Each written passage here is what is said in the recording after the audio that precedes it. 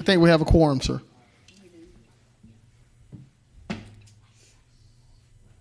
Yes, you do. Thank you. We have seven. The mayor. Was somebody here? No, we count, yes, you count the mayor for the quorum. So 6. You have a quorum. We do have a quorum. Yeah, we have the We quorum. have a quorum. Mm-hmm. Yes, All right. So Attorney Brown, yes. Are you ready? we're ready. Yes, sir. Okay. All right. Mayor Johnson, commissioners, will request to go into executive session for the discussion of pending or potential litigation, real estate, and personnel. Thank you, Attorney So Brown. moved. So there's a motion. There's a second. Without discussion, voting.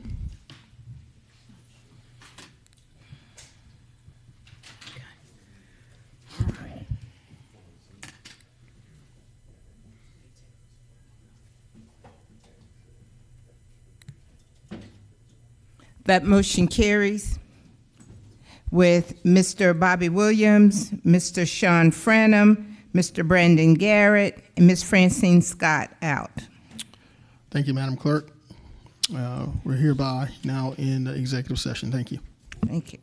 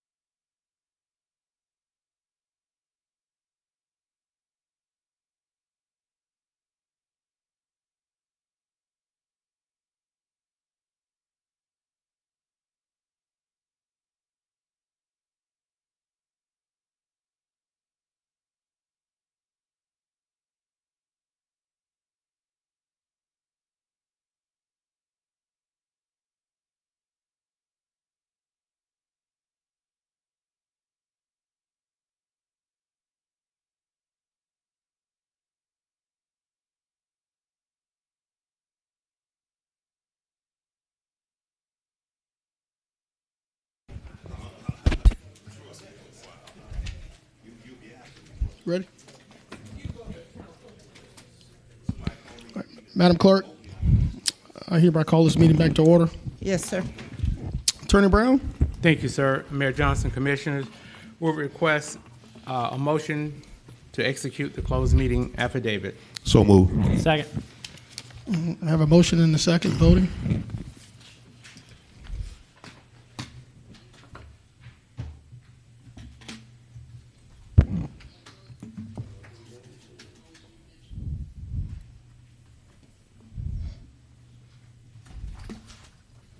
It's unanimous. Thank you, Madam Clerk. Attorney Brown, are there any motions as a result of the closed door session?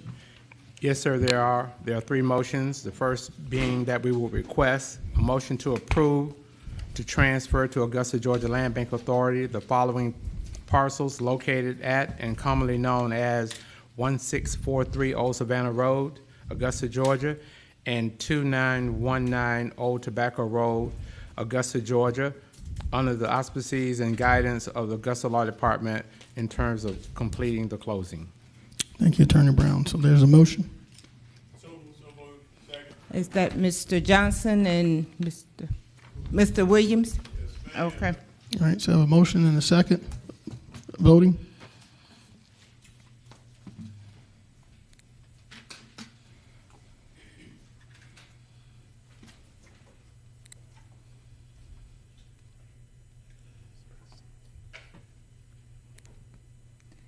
That motion carries 9-1, with Mr. Mason voting no.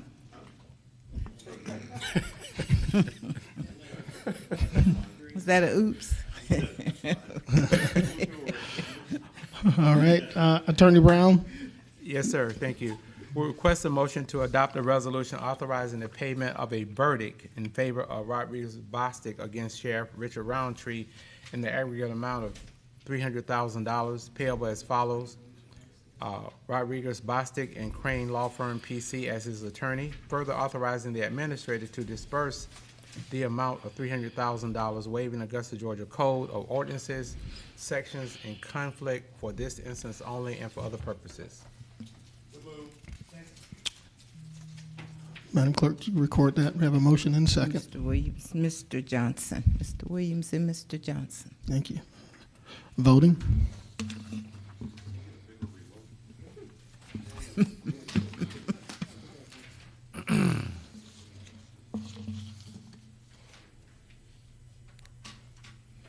It's unanimous. Thank you, Madam Clerk. Attorney Brown?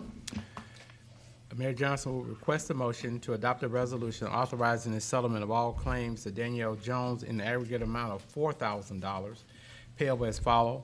Danielle Jones and Mong and Associates, LLC, as her attorney, further authorizing the administrator to disperse the amount of $4,000, waiving Augusta, Georgia Code of Ordinances sections in conflict for this instance only and for other purposes.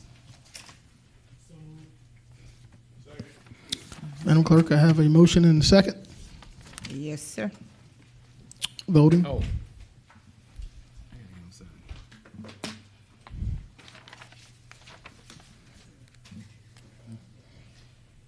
It's unanimous. Thank you. Attorney Brown, does that conclude your motions? Yes, sir. Thank you so much. I do. I did. Yes, sir. Good. I believe that's all the motions. All right, thank you so much. Madam Clerk, I hereby call the regular scheduled commission meeting to order. Yes, sir. We have an addendum.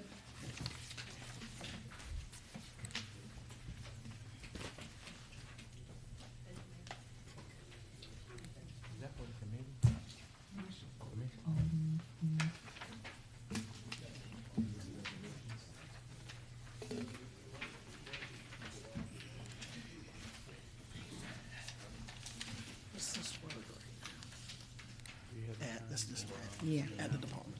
Yeah. You- Trouble 9 out.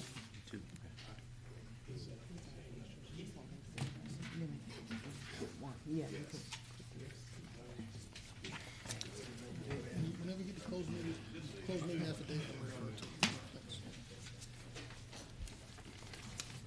Thanks.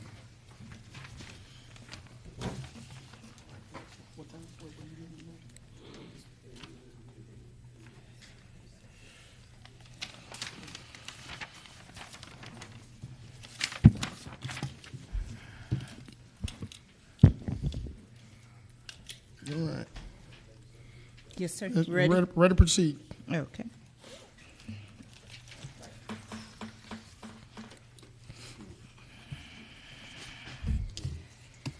Call your attention to the invocation portion of our agenda, which will be led today by Pastor Bernard Sonny Mason of the Woodlawn United Methodist Church. After which we would like to ask the Honorable Marion Williams, former commissioner, if he would please lead us in the Pledge of Allegiance. Will we all please stand? Mayor Johnson and commissioners, we are thankful today for the opportunity to come together in this time of unparalleled hurt, remembering that we often are called upon to pray. As you join me in praying for the Covenant School and Covenant Presbyterian Church in Nashville and all others who are victims of senseless violence.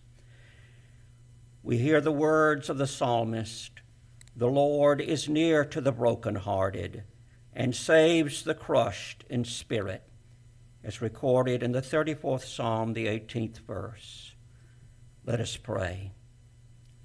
God of all humanity, in times of senseless violence, we see how inhuman we can be.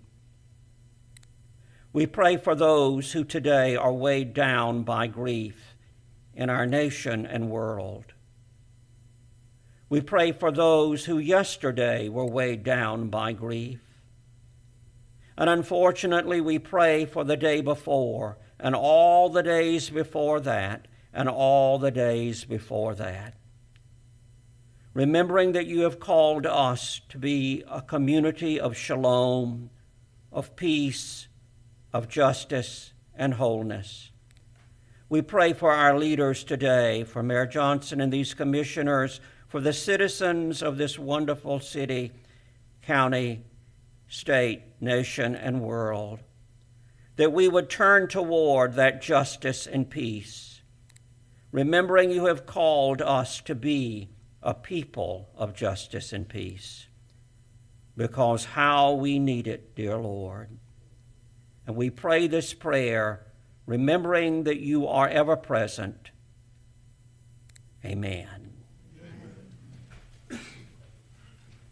Pledge allegiance to the flag of the United States of America and to the republic for which it stands, one nation, under God, indivisible, with liberty and justice for all.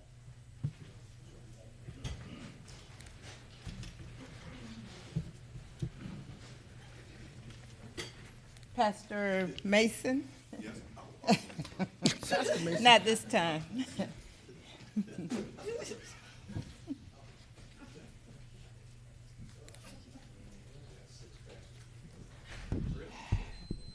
Pastor, thank you for your prayer for wisdom, unity, and divine protection. We receive your thoughtfulness and an act of service for God. May he bless you with peace and love for your kindness shown toward us today. Thank you so much for reminding us that God is near the brokenhearted. Thank you. By these presents be it known, sir? Okay, we have one more presentation for you. By these presents be it known that Bernard Sonny Mason, pastor of the Woodlawn United Methodist Church, is our chaplain of the day. May his spiritual guidance and civic leadership serve as an example for all citizens of Augusta, given under my hand this 29th day of March, 2023. Garnett Johnson, Mayor. Thank you again, sir. Thank you so much. I would love to stay, but I have a hospice patient. I understand. I must visit. Thank you so much. Pastor Mason, Thank you. thank you for being here, sir. God bless you. Thank you for that prayer. Thank you. Madam Clerk, let's continue. Okay. Are you going to address the addendum agenda, sir, first, and then we'll proceed? Yes. I think there was a third item. All right. Was there a second? Oh, let me see. All right. Are we going to address the Let's- addendum let's- agenda? Yes, go ahead and get the addendum agenda out of the way. Okay. Our addendum agenda is an addition of the appointment of Mr. Donnie Smith to the Augusta Planning Commission, representing District 10, requested by Commissioner Wayne Guilfoyle. We have a request for a deletion, item number 2. Number 2 is item number 3 on our agenda, at the request of the Director of Planning and Development, and for the record, we'll read, planning is in receipt of an official survey which shows the proposed can meet the required 5-foot north side setback. The north side setback variance is no longer needed. That's the justification for item number 2. And Commissioner Pulliam is asking that item number 21 be deleted.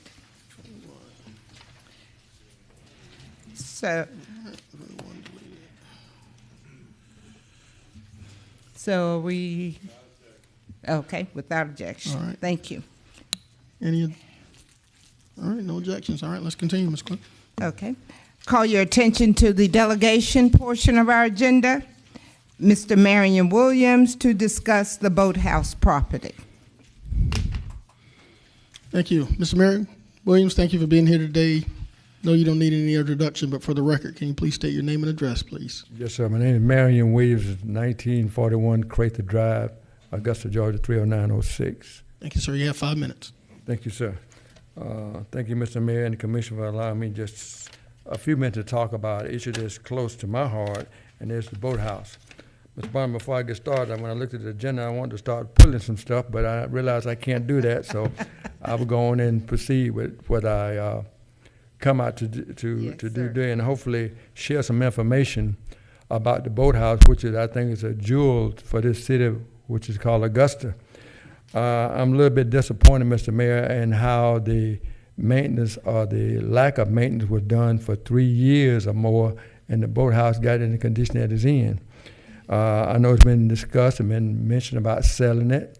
I was approached, and when I was elected, about selling the Boathouse, and I disagreed with that at that point, and I still disagree. Not only was I approached about the Boathouse, but I've been approached about selling the patch, the golf course. And I asked myself a question, why would any city who's the golf capital of the world will want to sell the golf course? But because entities want to get their hands on the jewels that we have for this city, it comes through this body. And the procedure is what really bothers me, and that's going through the land bank, placing stuff in the land bank, and then people come and get it from the land bank without going through the public auction. I'm really disappointed, Mr. Mayor, in how that procedure has worked. As an elected official, I sat in many meetings, and that was done. Didn't get any opposite for any attorneys or any legal advice on whether that would be the thing to do or not. I guess that's one of those loopholes that was in government that takes place in a lot of cases. But I think we need to be very serious about what we have with the Boathouse and our golf course, with all our precious entities like that. I had an opportunity to go to Aiken, to the Lester Price building over there, about maybe a month ago now. And I was amazed at how nice and what that facility looks like. And I understand it's a brand new facility. But I didn't see any police officer, didn't see any fire department personnel there. It was an event where people, probably 150, 200 people was there, and the event just went well. So I'm trying to figure out, what are we doing different here than they're doing it across the river from us. I just think it's really bad when we are not holding people accountable. I guess the question I need the answer to is, why wasn't there any, why was there lack of security or lack of taking care of that Boathouse to get in the condition that it's in now? The numbers I heard were staggering about to repair or fix that building. If we had to tear that building down, I got no problem with that, but I think it ought to have that wow effect that the Augusta need to have to attract people to that side of town. We don't have anything going on that side of town. I'm hoping this body understand how important it is to hold on to that piece of property, how important it is to keep that piece of property, and not just keep it, but maintain it. There's an issue going on now, and I guess my legal attorney might be able to help us. To the Port Authority is saying that they own that building. I don't know where that is now. I don't know whether the attorney can address that or not. But there's been some issues going on with the Port Authority and the Boathouse itself. Mr. Williams, that issue has been resolved. The city of well, Augusta is on the property. I'm not on the board. I didn't know that issue had been resolved, but if it has, those are some issues that need to be addressed, and I think the public needs to know as much as anybody else knows about it. Now, if that issue been resolved within the last 30 days, I'm really surprised because I had someone to call me to ask me about what should the next steps be. But if it's been resolved, I guess that was an unnecessary call. Again, Mr. Mayor, this is not the first time this has been approached. Like I said, the patch, the golf course has been approached about being sold. I'm hoping that we, as a city of Augusta, the elected official, understand how important it is to hold on to those properties and to invest whatever we can in those properties to make them something that we can use in the city to attract people to our city. I think that's about the blunt of what I wanted to say, Mr. Mayor. But before I sit down, I think we also need to look at the process that we're using to transpose property to in other hands. The land bank is something that I've really got some issue with. I plan to get the information about how many properties do they own, how many property has been cleaned up, how many property have not. We hold Joe Q's citizen accountable for their property, but we got property sitting around that belong to another agency that's not been taken care of. So if we're gonna do it, let's do this thing right, Mr. Mayor. I know you're just getting here, you're just getting your feet in the door, so it's gonna take a little time. But I did want to come before this body and express those issues that I had. Thank you, Mr. Williams, for being here. I think before you leave, I see one commissioner in the queue, Commissioner from the 5th. Yes, sir. How you doing, Mr. Marion Williams? Everything all right? I'm doing great. My future's so bright, I got to wear shades. Yeah. Look here. Now, had I been here last week, I would have had the same opinion that you have. I just want to let you know that I wasn't a part of it, but they've already voted to tear the Boathouse down. So, but, you know, we talked a little bit in legal, and we want to make sure that we put something there that the people of Augusta can enjoy. But my understanding, when I was at home looking at my cats or what have you, that they voted to tear it down. So that's going to be something that we're going to be looking at in the future, sir. If I can, Mr. Mayor, I mean, I'm not aware of the vote. I'm sure the commissioner knows what he's talking about. But if there's been a vote taken to tear that down, I thought there should have been at least some public input before we just tear it down. There had been somebody do an assessment of the building to see what's there. Now we talk, and I just heard the commission say it's going to be torn down. Nobody's been held accountable for letting it get in that position. Yes, sir. I mean, and that's the biggest problem I got. Tearing it down may not be the biggest issue.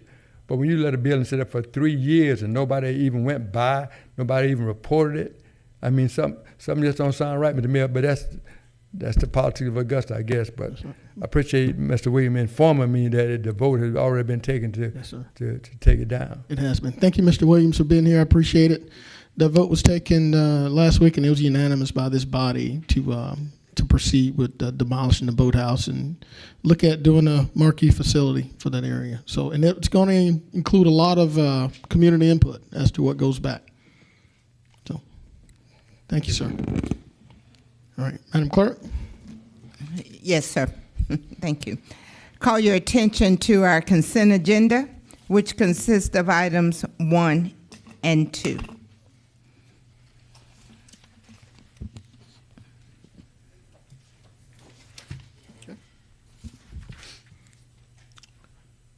Chair recognizes Commissioner Garrett from the 8th. Thank you. I'd like to add to our consent agenda items 9, 15, 16, 17, 18, 19, and 20.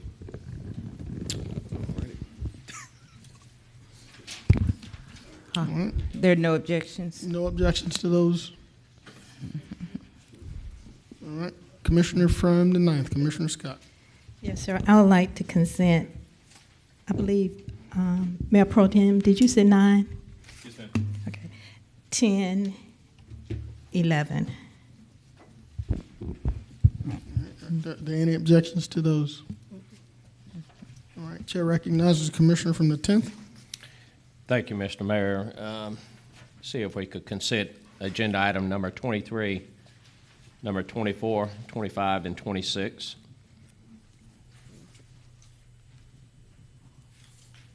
All right, are there any objections to that? If not, the chair recognizes the commissioner from the 3rd.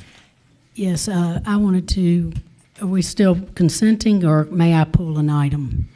Both?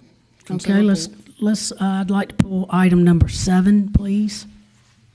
Well, it's on the regular agenda. Okay, all right, gotcha, but, all right, I was going to go ahead and, All right. Colleagues, we're all clear? Mr. Guilfoyle, would you like to request the addition number 1 be added to consent? Yes, ma'am, I was. Sir? No, number 1, your appointment. Okay. I do have one question.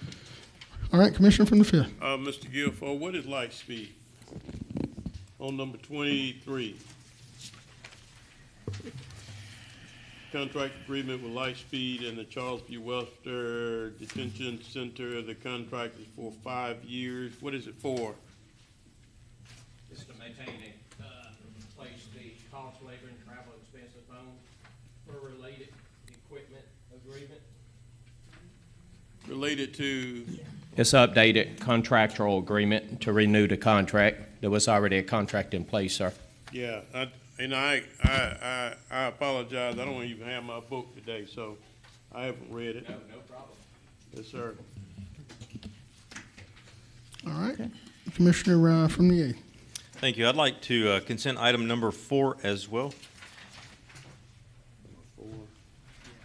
And I'd like to put out a motion to approve as stated. Before, Mr. Mayor Pro Tem, can we consider the deletions items be added to the consent? I agree to that. Okay. Yeah, we don't, what did we decide to do with lighting with Bayville? Because that's the biggest thing with the Supercross folks. Or is that just? This is just the MOU. This has nothing to do with the engineering part of it in regards to the lighting. This is just for their continued operation there. Well, that's fine, but I know the lighting part of it is a big part of it. But go ahead. Yeah, that's fine.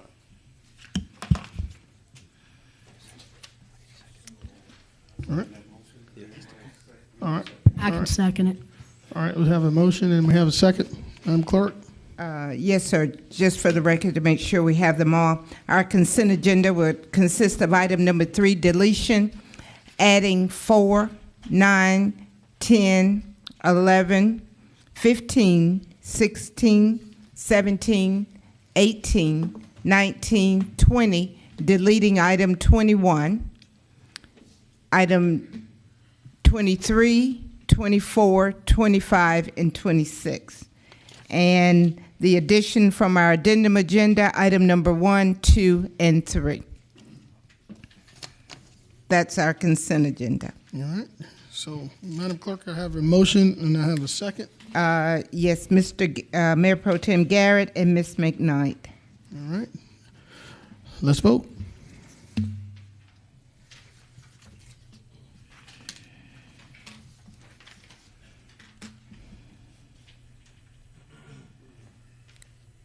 It's unanimous.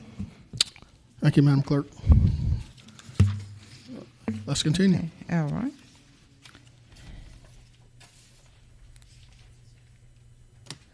Ms. Walton, is she here? Mm-hmm.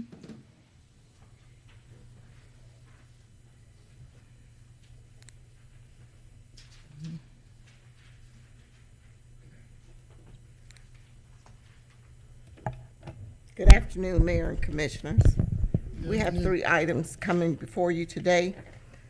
We have a new location, alcohol number 23-12, a request by Henry Shear for an on-premise consumption beer and wine license and a retail package beer and wine license to be used in connection with Malley's Market located at 2860 Washington Road. This application has been approved by the Sheriff's Office and Planning and Development. Do we have any objectors to this alcohol petition? Is my applicant in the chamber?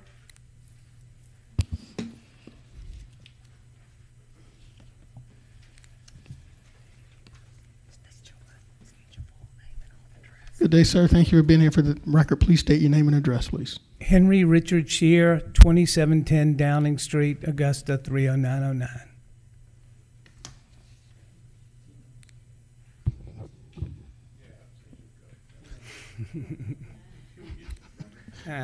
No free T-bones. Motion to all right. approve. So, Madam Clerk, I have a motion and a second. I'm sorry, I didn't hear who. Motion was from Commissioner Frantham. Second was from Guilfoyle. Okay. Thank you. There's no further discussions. Voting.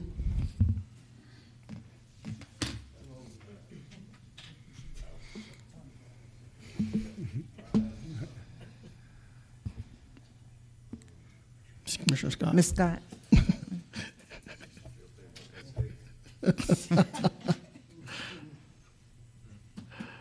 It's unanimous. Thank you, Madam Clerk. Sir, thank you for being here today. Thank you. Madam Clerk, let's continue. The next item is a new ownership, existing location, alcohol number 23-13, a request by Safa Eula for a retail packaged beer and wine license to be used in connection with Sultan Corporation Number 1, located at 3671 Peach Orchard Road. This application has been approved by the Sheriff's Office and Planning and Development. Do we have any objectors to this alcohol petition? Is my applicant in the chamber?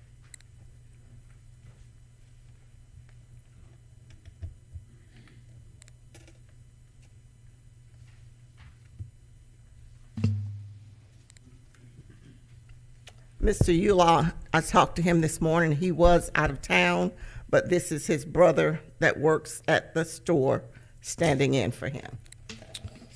Thank you for being here, sir. For the record, please state your name and address. Jahan Zib, 505 West Colquitt Street, Sparks, Georgia. Thank you, sir. Motion to approve.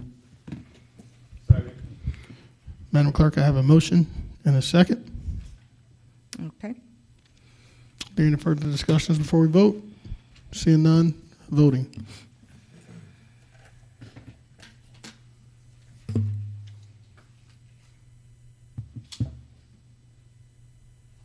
It's unanimous. Thank you, Madam Clerk. Sir, thank you for being here today. The last item is a new location, new ownership, existing location, alcohol number 23-14.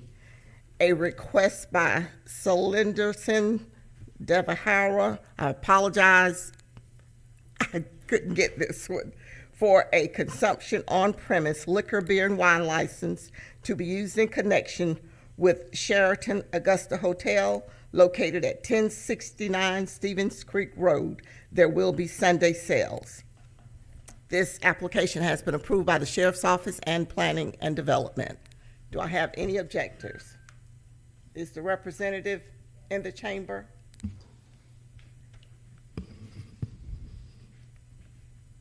She's representing this applicant from Sard and Left. Thank you. Ma'am, thank you for being here. For the record, please state your name and address. Yes, my name is Raquel Black, 1315 March Church Road, Augusta, Georgia, 30907. Thank you, ma'am. Motion to approve. Madam Clerk, we have a motion and a second. You have it. All right. No further discussions. Voting. Thank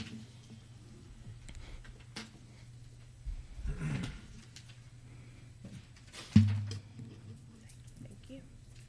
Good job, Ms. Walton. Thank you, ma'am, for being here. All right, Madam Clerk, let's continue. Top to bottom, sir.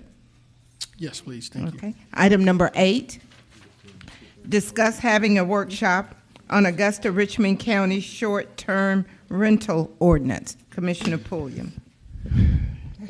Chair recognizes Commissioner Pulliam. Thank you, Mr. Mayor. We have been in discussion for the past couple of months, I would say.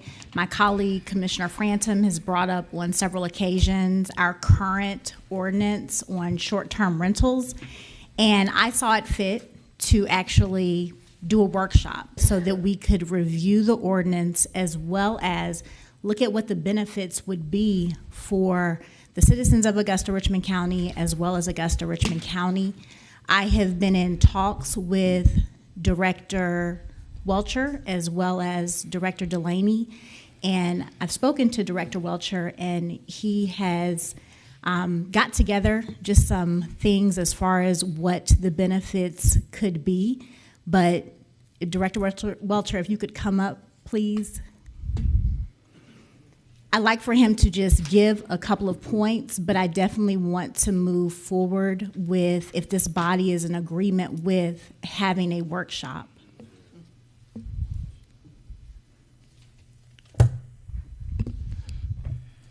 Director Welcher, thank you for being here, sir. Yes, sir. Mr. Mayor, members of the commission, I do believe that, a workshop is in order.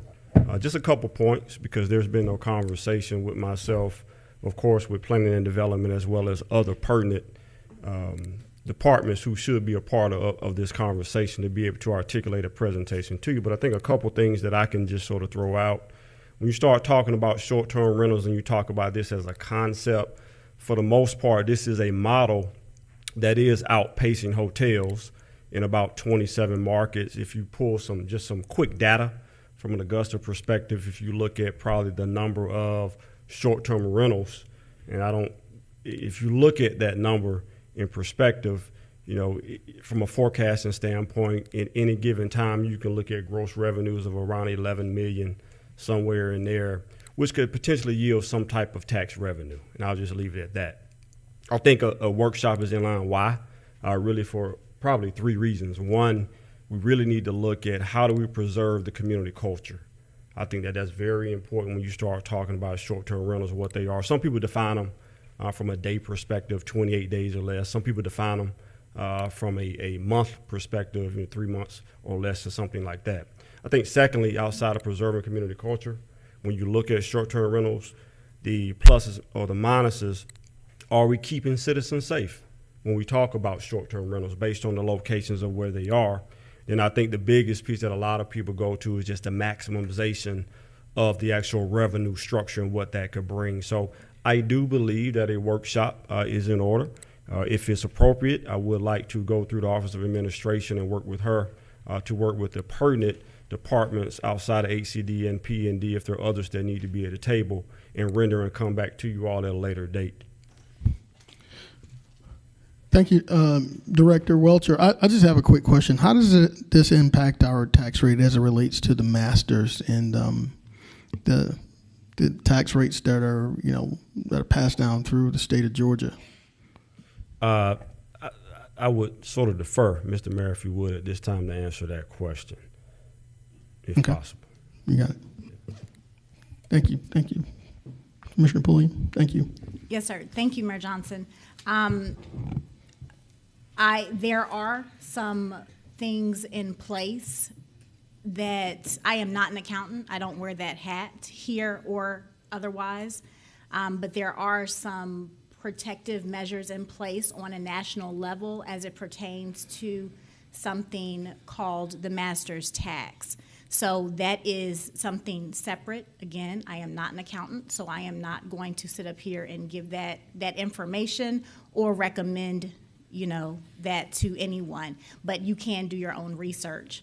I would like to move forward with starting the discussion in terms of having a workshop.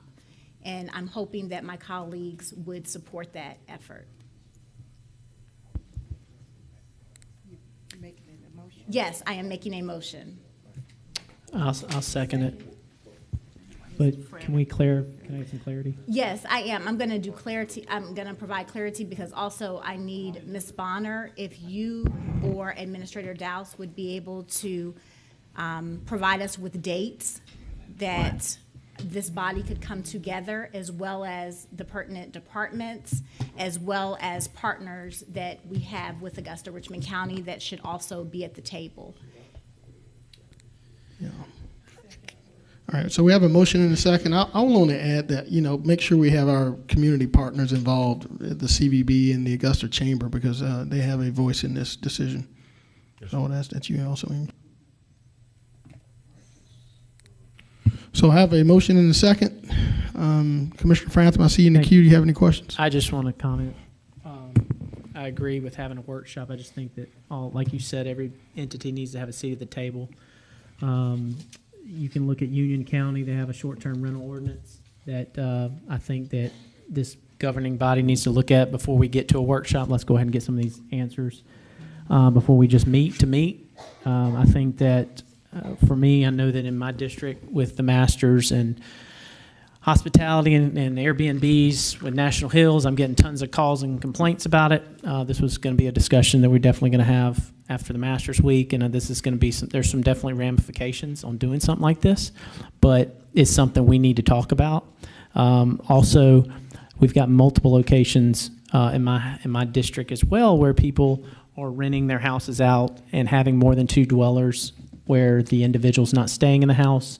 We had a fatality in one of these houses in my district 3 months ago, and this is one of those things that we need to clean up as a governing body and hold these people more accountable. And so, yeah, definitely in favor of the workshop. Just want all the entities to be there. So thank you, Mr. Mayor. Thank you, Commissioner. No one else in the queue. Madam Clerk, we have a motion and a second. Is there no further discussion? Can you clarify the motion just for this body, please? Motion to approve scheduling a work session on Augusta-Richmond County short-term rental ordinance, and to ask the clerk and the administrator to provide proposed dates and to invite all interested parties, I think he said, namely the chamber and the CVB. All right. So thank you, Madam Clerk. We prepared to vote. Let's vote.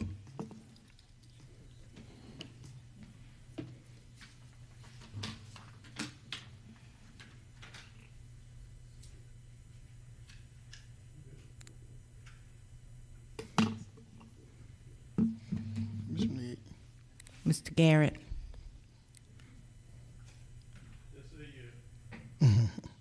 Oh, he's talking. Oh, he's conferring.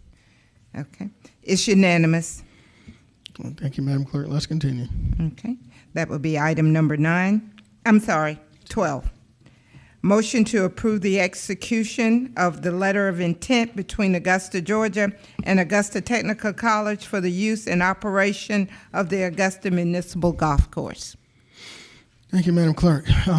Are there any commissioners? Don't see anyone in the queue. I just see Commissioner from the 5th. Motion to approve. Second. So, Madam Clerk, I have a motion and I have a second. Yes, sir. Without further discussion, voting.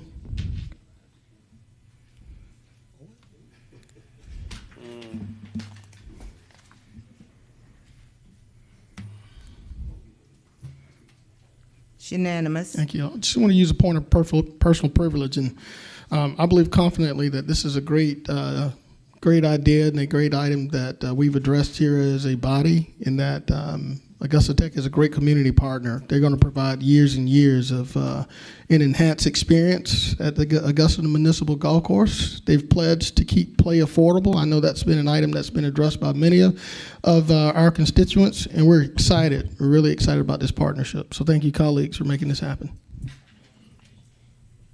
All right, Madam Clerk. Item number 13 is to receive as information an update from Wallace, Robert, and Todd. Who's that? Oh. Okay. That's Choice Neighborhood. Mm-hmm. You're receiving some handouts.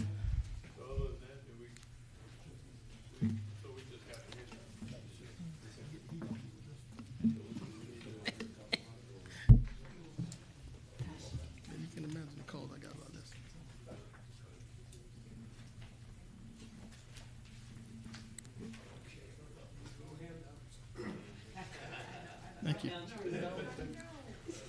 This is the 29th. Today's the 29th. 2023. Oh, at the bottom. So you do one.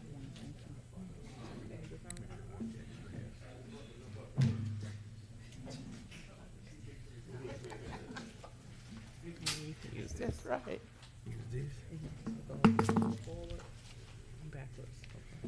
I know 5 million.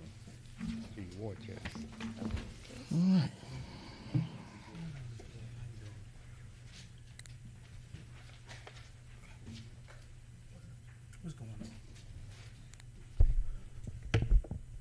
Good afternoon, Mr. Mayor, members of the commission. Madam, okay.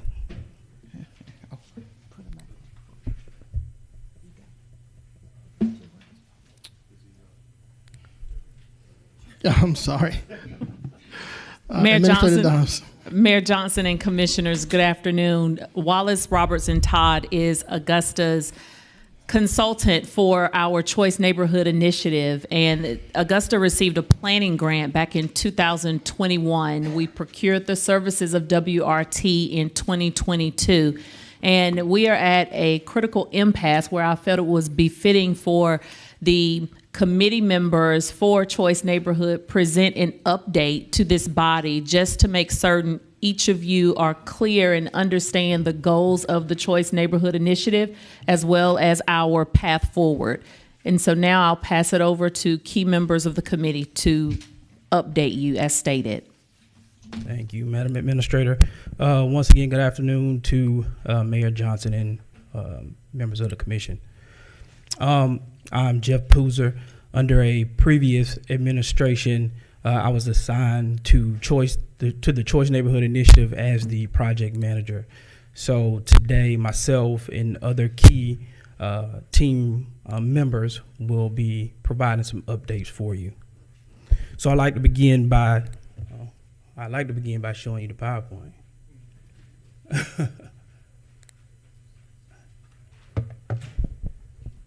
So I'd like to begin by reminding you that the Choice Neighborhood Initiative is sponsored by the Department of Housing and Urban Development, and this program supports neighborhood revitalization that is centered around a public housing site in need of renovation. And so for Augusta, that housing site is Allen Homes.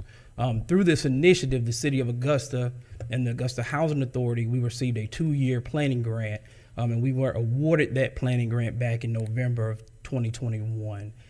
The goal of the planning process is to bring Allen Home residents and residents of the larger community, which is Laney Walker, Harrisburg, together with local partners to create a shared vision for the future of the neighborhood. So this initiative aims to rebuild neighborhoods by focusing on 3 areas. Those areas are housing, people, and neighborhood. And you will hear some updates about those individually a little bit later in this presentation. So on my right, you see the areas in which I just mentioned in the description there, housing, people, and neighborhood. Also want to remind you that our neighborhood, which is Laney Walker, Harrisburg, it covers the historic Laney Walker area, obviously, Harrisburg, the medical campus, and downtown.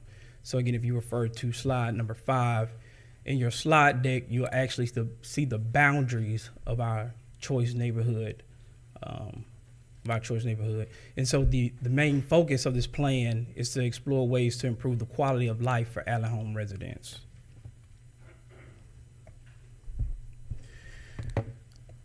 So I mentioned that we were awarded this grant back in November of 21. So since then, we have actually completed several major deliverables.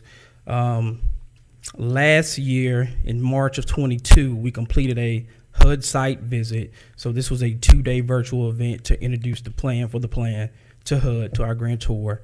And this event included key partners, their roles, and details of the process. We also, from June to August, we completed a needs assessment. And so this needs assessment was a comprehensive assessment of Allen Home residents. It was required by HUD, and we did this in the form of a survey. So we surveyed the Allen Home residents along with the residents of Laney Walker and Harrisburg.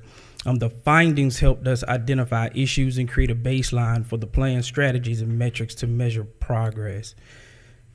Most recently, in November, we submitted our outline with content, And so this document outlined a plan with a summary of existing conditions, findings from the needs assessment, and a vision for transformation describing a preliminary set of goals and strategies. So those are the major deliverables that we completed, but we also have some upcoming. In May, we are to submit a draft plan that builds on the outline with content with goals and strategies that have been prioritized and refined in conceptual graphics illustrating the vision. And finally, in November of this year, we are to submit our final plan, which will offer a clear step-by-step roadmap for neighborhood revitalization with timelines, responsible parties, and metrics to track progress. So again, I mentioned that there were 3 focal areas: housing, neighborhood, and people. And so if it is appropriate, Madam Administrator, I'd like to ask the Deputy Director of the Housing Authority, Doug Freeman, to come up and give us some updates on the housing plan.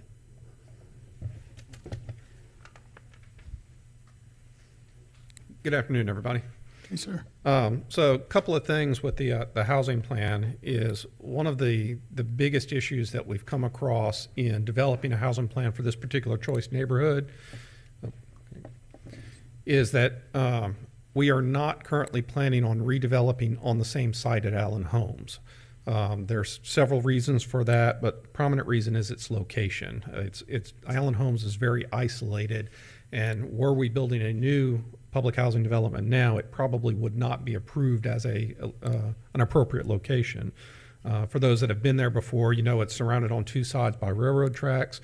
One of those sets of tracks is actually a switching yard, which I think has either 5 or 7 sets of tracks on it.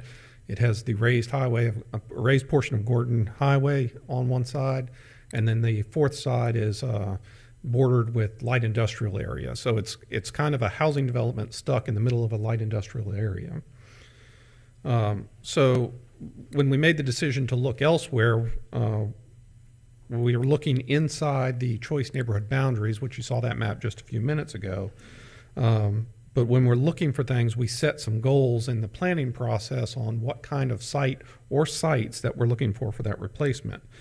First off, the requirement by HUD is that we have a minimum of 1-for-1 replacement. There are 150 units at Allen Homes. So at a bare minimum, we have to replace 150 low-income family housing units. But we have, as a committee, have set a goal of 300 units. So we want a 2-for-1 replacement in affordable housing in this process. Some of the challenges in doing that, though, are inside that neighborhood boundary is finding properties that are large enough to support those number of units. To date, we haven't identified a property that would fit all 300 units on one site. So we've started looking at smaller sites with multiple properties, hopefully scattered around the Laney Walker and Harrisburg area. Those sites have to be appropriate for the surrounding communities. We don't want a repeat of what happened with Allen Homes. We want these to blend in with neighborhoods so people can feel a sense of community in those areas. And very importantly, these sites have to have local amenities to them, things like groceries or food services, medical services, transportation, or closeness to schools for the families that are going to be living there. In addition, the new developments should reflect the needs and desires of the residents and the neighborhoods, and that was part of that survey that we conducted. And for example, the majority of the residents at Allen Homes said that they wanted to remain inside the choice neighborhood boundaries. But there were some families, a small percentage, that said they would prefer to live outside that area. So when we're looking for properties and looking for developments, we want to make sure that we take those needs into account. One of those options is to utilize other developers outside of ourselves to provide some of those replacement units. And we've had preliminary discussions with a couple of developers that either have projects in under construction or soon to be under construction, if they would include some replacement units for us as part of this process. And now we're working on finding and locating those sites that are suitable for the remaining units inside that choice neighborhood boundary. We don't have those sites identified as of today, but we have some sites that we're looking at, and we're doing our due diligence on them now to make sure that they are suitable according to the criteria that I just listed. Thank you. Thank you, sir. Good afternoon. Daniel Evans with the Housing Community Development Department. I'm representing the neighborhood and people portions of our plan. As the second and third pillars inside of the Choice Neighborhood Program, neighborhood and people are concepts inside of the transformation plan, which is what the plan is considered to be, that really build the sense of community that complements what Deputy Freeman just spoke to in terms of replacement housing. We want to see investments in the areas that we look to build these replacement units that create a sense of safety, productivity, and again, a real authentic sense of community for these repositioned public housing units. As you can see, the idea is to create a synthesis of public and private investment that sees the neighborhood embrace the educational needs, the employment needs, and the safety needs of the broader community and the specific Allen Home residents that this project is meant to impact. This is where we really are coming today to speak with you as leaders of this community to get your input and feedback. We need some sense of the vision and priority that you want to see enacted through the Choice implementation process. Choice is not meant to redesign our community. It is meant to complement the vision that we have for our community here locally. So as we continue to move forward with our draft plan submission in May, we would like to know a little bit more about what some of the planned investments inside of our designated boundaries look like from a Parks and Rec standpoint, from a utility standpoint, from a streetscape standpoint, so that we can continue to craft both housing types, locations, and sometimes most importantly, services designed for the residents of Allen Homes that can complement the synergy already existing within the plans of the city to make impact upon this portion of our community. For the People Task Force, I think this is fair to say this has been really a momentum grabber within this effort, has been the People Task Force led by, I'm proud to say, HCD and leadership from the Community Foundation. We've seen several dozen leaders from organizations, private nonprofits, governmental organizations, and others in our community that provide human services focused in on the areas that I just spoke to of education, healthcare, employment, really trying to create a sense of urgency and immediacy and how we can bring some of the services that are needed to support these households in the short to medium term, knowing that the process of working through the Choice program and developing replacement housing is measured in years and not months. But we are dealing with 150 households that we had a very fortunate opportunity to get some deep feedback in our surveys from that we identify in need of services today. And we want to increase the authenticity of the engagement by saying that we are going to begin to try and meet some of those immediate needs in the short term, while again working towards the future development of these replacement housing units. As we continue to move forward and seek to get some action items on the table from the People Task Force with some of these services, this is another area where we would welcome any members of this body that would like to participate or know more. I think my fellow co-chairs and I would be willing to take any time to speak in more detail about some of these plans within the People Task Force as we move forward towards implementation. This is sort of what I would call the art of the whole project, right? The science of replacement housing comes down to figures and numbers, but making both the plan one that can be embraced by our community, but also making the services that are going to be delivered by the transformation plan, those that are viable and impactful on these households, is something that will take buy-in across the board. And we hope that with your leadership and vision and input on this plan, we can see some of these impacts in the shorter term than the development of the units. Lastly, I'm going to speak to you about a very interesting component of this project that I think is really good when it comes to that concept of authenticity. The Choice neighborhood includes within it a component of doing while planning. Augusta is a community that's been famous for studies and plans, but don't see impact always come out of those. And this grant specifically requires us as a community to set forth, and actions are already set forth, to begin with these early action activities to impact both the built environment related to Allen Homes, but also the broader community and some of the needs of the residents in that immediate area. So the concept on the table now will be to look at addressing food access, the digital divide, and cultural heritage through the installation of edible gardens that could contain public artwork that will serve as infrastructure to help bring Wi-Fi to these different areas in the community. So that's a very creative three-pronged approach, I think, that it got hit on with our early action activity. It is funded out of the budget for the grant, so we do not have an ask today for the city of Augusta, and it is our anticipation that we'll be able to move forward with the implementation of these activities beginning this year in partnership with some of our local nonprofit organizations. So again, we're available to take questions, but our main hope today is that we can bring you all up to speed and begin to have some progressive conversations about how we can look at the investments in the neighborhood that we're working in to see how we can complement our plan with some of the plans from other departments in the city of Augusta. Thank you, sir. The chair recognizes the commissioner from the 5th, Commissioner Williams. Yes, sir. Yes, sir. Sounds good. Let me, Executive, you talked about locations, and you said that you all had settled on one, but what locations are you going to look at? And then you talked about services being near, food, being near schools, being near all the different services. So tell me about your locations, and then tell me about the services that are near where you're looking at.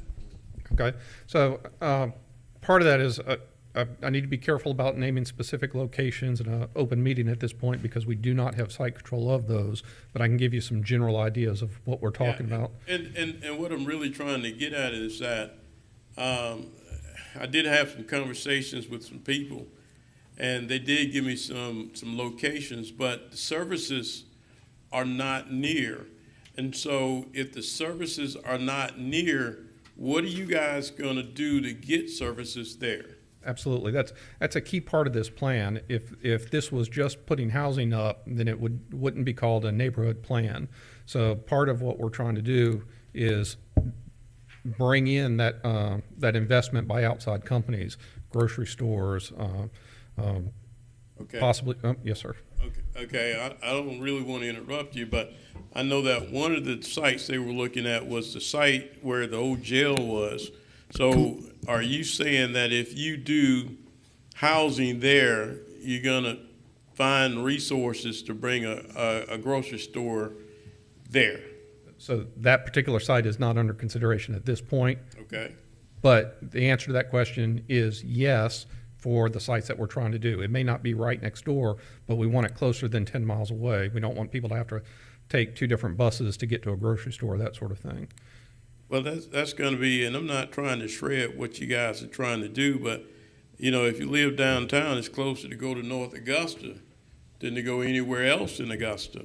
You see what I'm saying? So if you're going to try to put something downtown, that's, you really got to put some money and resources there. And, I've got some friends that still stay down there, and I really want something in that area that you've drawn.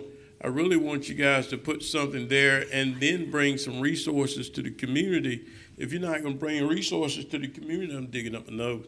If you're not going to bring resources to the community, then really and truly you got a dead project. In about 10 years, it's going to be a project. Because you're going to have folks who aren't going to really want to be there. And then you're going to have some folks who are going to be there, and they're going to be doing nothing. In the regular neighborhood, we don't want folks doing barbecue in the front yard, parking cars on the grass, trash cans out front all the time. I see Ms. Delaney laughing, but that's what she goes through all the time. When people say they're going to build a neighborhood, and in 10 years, you got all the crap. So I want to support you. I want to support you. It sounds good, but I do want us to have viable places for people to go and people to live. Go ahead. I've cut you off, so go ahead and answer. If the land bank wants to jump in there, let him get on the microphone. That wasn't the goal. We hear you, Commissioner. Respectively, the Choice Neighborhood Plan is not to bring resources to any particular area. It is to work with local city government on the initiatives of Augusta already to create an environment that will be holistically beneficial to the families that need to be relocated. Yeah. So it is not a check to do a housing development. Yeah. It is an asset map of what we're doing to undergird our residents, those being in public housing and the least fortunate of those who are sheltered, needing to be relocated, and the services they need to be holistically supported. What I don't want is in 10 years, we got a place of concentration of, gunfire and people people cut up and people, going to jail and what have you. I want a place where people can go, they say they can live there, and it's viable, it's got resources, and it's not just a place where we move people from Allen Homes to what have you, and all we did was just move a problem. Yes, sir. We need to bring we start with a problem, but we need to bring resources that resolve a problem. I'll say that we want the same thing. Okay, all right. I want to support you guys, but guys, so are we looking to bring grocery stores before? Of course not. So the process we're in right now is to do what would be similar to like a master plan. I got you. We lay out what we want, but we don't have the resources as a housing authority to bring a grocery store in. But if we create the environment that's conducive for our grocery store to come in, then hopefully we can attract that. And see, what I'm saying is that downtown near where 401, there is no grocery store. There isn't even a fish and tackle place down there. You got a school down at East Augusta. You got a place that fix cars if they're broken. You got Maryland's down there. You got 1 or 2 stores on the East Boundary.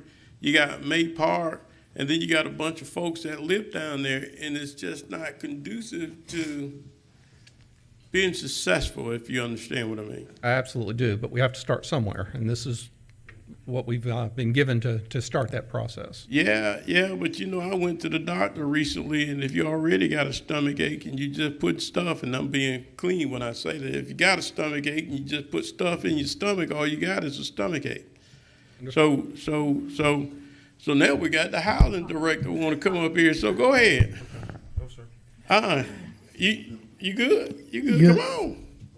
I'm just saying we need to create situations where it's good for Augustans. Thank you, Commissioner. I just wanted to summate it very quickly. I think once again, as we talk about choice neighborhood is a part to the whole. Yeah. So you're speaking about grocery stores. When you talk about choice neighborhood and you talk about exactly what this planning grant is, it's a part of the reason we were awarded was because some of the work that we're doing within the boundaries, which is Laney Walker Bethlehem. So to answer directly your point, yes, sir. There is conversation going on that's being had that we're working on a concept to bring a grocer to the area by a concept to the commission through the administration by end of the year. I so agree. That's in part two, but at the end of the day, Choice neighborhood is not directive in regards to bringing a grocery store. There were efforts that were already preceded based on some of the community economic development work that we've already been doing. I'm with you. They only pay me $15,000. They pay y'all about $150. So you guys, a little bit smarter than I am, but we just trying to hold it in the road when it comes to Augustans. If you live in the neighborhood, you don't want folks doing barbecue in the front yard, cars on the grass. They don't ever cut the grass. It's 10 feet high. And I'm gonna let it go. I think I made my point. I think District 1 has some questions, but I just want people to know that we're concerned. Thank you, Commissioner from the 5th. Madam Administrator, you done run out of gas? Okay. Chair recognizes the Commissioner from the 1st, Commissioner Johnson. I'm almost out of gas, and I ain't said nothing yet, Mr. Mayor. Commissioner from the 5th is from my district, and he knows. But I just have a couple of questions. Is the plan to, and this is for the Housing Authority, is the plan still to close Dogwood Terrace and relocate those residents? Yes, sir. How many units would you be replacing at Dogwood Terrace? So there are 270 units out there right now. We don't have a site plan yet, but I would imagine somewhere close to 300 or 400 when all is said and done at Dogwood. And in conjunction with the 300 units at Allen Homes, we're talking close to 700 vouchers is this a voucher conversation, or is this just one for one as far as building up? This is one for one building up. Okay, so let me go back. You mentioned that with some of these sites, it's not going to be large enough for the 300 units, and so whatever you can fit in those sites, you would find places for other folks to go. You would utilize vouchers for that? No, sir. The plan is to And I'm only asking because I've never seen this plan. I've only had a conversation about this once. I thank my friend who's in the audience for trying to bring me up to speed about a year ago, but this is happening in my district. I've never seen this plan, never been to a planning meeting, don't know nothing about it. And I also look on here and see that Dyes Park is a potential location. We have a plan in place for Dyes Park to be a park. And so some of this stuff is coming up, and we're expected to support it, but I have had not a single conversation about this with the folks trying to make this happen. And I'm just going to pause the questions. I'm just going to share my thoughts, and we'll move on because we have other items to discuss. When Gilbert Manor was closed, that was one thing. When Cherry Tree Crossing was closed, folks were relocated. Some folks were able to stay. And the same thing with Walton Oaks and Underwood Homes. What I would hope that will happen, even if this is already in stone, we're moving forward. What I would hope is that what we say we're going to do in this proposal, that we actually do it, because Commissioner Williams just gave a very good, explanation of what happens in these neighborhoods of what's already in East Augusta and in the surrounding areas. He was only able to do that because he's from the area. My great-grandmother lived in Allen Homes. She lived in Delta Manor. My grandma and my family lived in Dogwood Terrace. And so we're only able to share the concern because we've lived there, we've been there. And what folks were told years ago when certain public housing was closed was the same thing that I heard here, that it's not just about moving people, it's about providing resources. And Walton Oaks opened years ago, and resources are still not in East Augusta. Sunset Homes was closed years ago, and there's still not resources on 15th Street other than the highway expanding. So we want to make sure that if we are going to move people from one place to another, we're going to be honest about what we're doing and the intent, and that we do it in a way to where folks aren't just left out and then our communities are gentrified. Because that's essentially what this will pave way to, in my mind. It'll become a mixed income community to where the average person in Allen Homes wouldn't be able to afford to live there. And so they'll have to try to either take the match on the unit, or they would take a voucher to go stay somewhere else. We know what this is going to end up at. I want to charge you all to not let it end up there. Don't let it end up there, because at the end of the day, we still have an obligation to serve folks who can't serve themselves. We understand that, but we don't need to be the ones to put them in a position to where, we said you can do this, but who's going to go down that road when they can go get a home somewhere in Belmead or whatever the case? That's Section 8. My only concern is that what we said we were going to do in the past, we didn't do. We did not do. And I'm not saying we, I'm talking about the Housing Authority. So, and then with this Dyes Park conversation, please don't take this the wrong way, but please don't get your hopes up on that. We have a plan in place for Dyes Park, and I don't want us to get our hopes up on that. Now, whether my colleagues support that or not, that's up to them. I'm one vote. But don't get your hopes up on Dyes Park. I would love to collaborate on how to make this work, but as a District 1 Commissioner, I've never been brought to the table. And so that's another concern that I think that I do share. I'm not opposed to it, so don't take it that way, but we have some kinks that I think we should iron out, because this potentially could be good. Okay? Thank you, Commissioner, from the first. I'm going to interject because I too grew up in that area, and I still have relatives that live there. I own property there. The projects that are at Walton Oaks that replace Underwood Homes and the project on 15th Street has restored dignity to the residents that live there. I remember Underwood Homes and how horrible it was for the people that lived there. I remember the crime. It's not true today. I remember Sunset Homes on how horrible it was. And I see the transformation. So anything that we can do to transform our community to provide people a better, safer place to live and raise their kids, we need to be doing. So that's it. Commissioner from the 9th, Commissioner Scott. Receive information. All right, so I have a motion to receive his information. Is there a second? Do you see Bobby Williams on there? Okay, wait a minute. All right. Bob, hold on. So I have a motion and a second. Mr. Williams, come on with it. Yeah. And you said that a lot of those situations have gotten better. That's because they moved the butthole out. And he's living out there with me now. So we need to watch out how we do these things, okay? Thank you. Thank you. And a lot of folks are feeling the pain because you got the Section 8 living right next to you because they're trying to put everybody in houses now. So we just need to watch how we do the research and where people are living, how people are living, because where I live, Belmead Drive was a very great neighborhood in Richmond County, and we got some folks up there they're hanging the panties out on the front. Wait a minute, Commissioner. No, That's too much information. They're hanging the panties That's too out on much the front of the information. house. So we never had that before. So what I'm saying is that before we make comments, we need to make sure we do our research. Thank you. Thank you, Commissioner. Commissioner Guilfoyle. Motion to receive this information. All right, I think we have a motion and a second already. All right, Madam Clerk, let's vote so we can get out of here in time. Thank you guys for being here.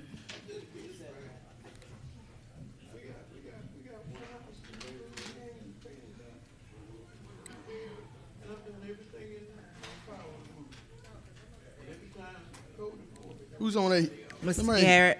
Mr. Garrett. Oh, you got a vote, buddy.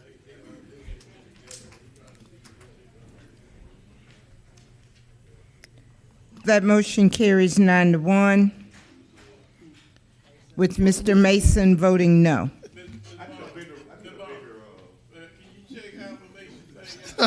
No, it's not. All right. Maybe his voting machine. I mean, All right. what are you talking about? Madam Clerk, we're running behind. Let's move on. Let's continue. Ms. Allen, could you have your technicians check with Commissioner Mason's voting instrument? Thank you. Item 14, discuss the emergency procurement of emergency medical dispatch software and equipment for priority dispatch. From priority dispatch. Thank you, Madam Clerk. Chair recognizes Commissioner from the 8th, Commissioner Garrett. Yeah, I'll go first. I think Commissioner Frannon want to go first. Yeah, I'll go first only because I kind of requested this. So at the time that we honestly should do 27 right behind this, Mr. Mayor, if possible. We got the note from Gold Cross at the termination letter, and we received an email stating that we are purchasing this EMD software equipment that I know that in the past we have had conversations. I know we have, but I didn't think that at the moment that it was under the privy to go ahead and purchase. And I felt it was important that this body with 6 votes kind of support this or understand the why and everything. So that's why I'm going to turn it over to the administrator, but basically that's why it's on here today, Mr. Mayor. Thank you, Commissioner. Madam Administrator, I'm going to go to you first. Well, Commissioner Garrett, you're also in the queue. I'm sorry. Thank you, Mayor. Yeah, before we go to the administrator, I actually had a question for our 911 director, if he's available, or our procurement director. I see procurement. He's up. He's standing up. He's up. All right, come on up, sir. Yes, sir. I think I understand what this equipment and software is for. I know it's to help implement our ambulance services into our dispatch, correct? And ish. Ish, yes, sir. Okay. So has this equipment already been procured? So there has been an emergency purchase request for this equipment. Has it already been purchased? It has not been, well, a purchase order has been cut, yes, sir. Thank you. That's my only question. Madam Administrator. I wanted to make sure that the commission understood what emergency medical dispatch software and equipment entails. And to assist with this conversation, I've asked Dr. Becky Abel, who this body has selected as an advisor to the subcommittee, to also speak if the commission needed additional clarification. But EMD, Emergency Medical Dispatch Programming, will allow our current EMD certified dispatchers to be able to identify a medical complaint and determine the appropriate resource response.